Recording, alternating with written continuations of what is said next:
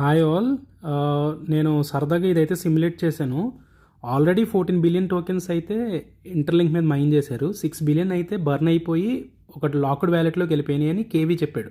KV అంటే co founder of interlink project అనమాట.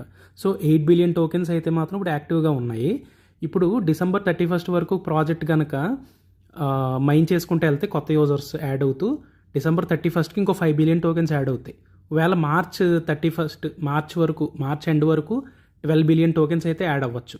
So మొత్తం అలా చూసుకున్న 42.8% ఎలాగా బర్న్ అయిపోతున్నాయి.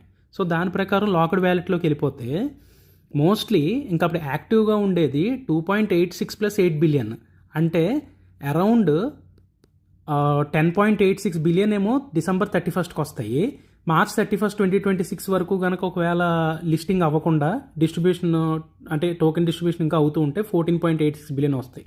సో ఎక్స్చేంజ్లో ఇప్పుడు 31 అప్పుడు అంటే జనవరిలో అలా లిస్ట్ అయితే ఈ 10 బిలియన్ టోకెన్స్ లిస్టింగ్కి వెళ్తాయి, సర్క్యులేటింగ్లోకి వస్తాయి.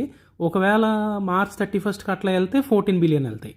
సో మీరు ఎలా చూసుకున్నా హాఫ్ ఆఫ్ దెమ్ అంటే అందులో సగమే వస్తాయి లిస్టింగ్కి. సో దాని ప్రకారం చూసుకోండి. ఒకవేళ ఇంకా దీనిలో వెరిఫైడ్ ఉంటాయి, ఇందులో బాట్ అకౌంట్స్ ఉంటాయి, ఇందులో నెగిటివ్లు ఉంటాయి, అంటే ఇందులో కొన్ని బాట్ అకౌంట్స్ ఉంటాయి. సో అవన్నీ తీసేశాక మిగిలినవి మాత్రమే ఇది అవుతాయి అన్నమాట. సో అది విషయం. సో మీకు ఇంకా ఏమైనా అప్డేట్స్ ఇంకా ఏమైనా ఫాలో అవుదాం అనుకుంటే కనుక నా ఛానల్ సబ్స్క్రైబ్ అవ్వండి. ఈ ఛానల్లో ఒక రిలేటెడ్ వీడియో పెడతాను, దీన్నే ఇంకొంచెం ఎక్స్టెండెడ్ వెర్షన్ ఆఫ్ దిస్ అనమాట.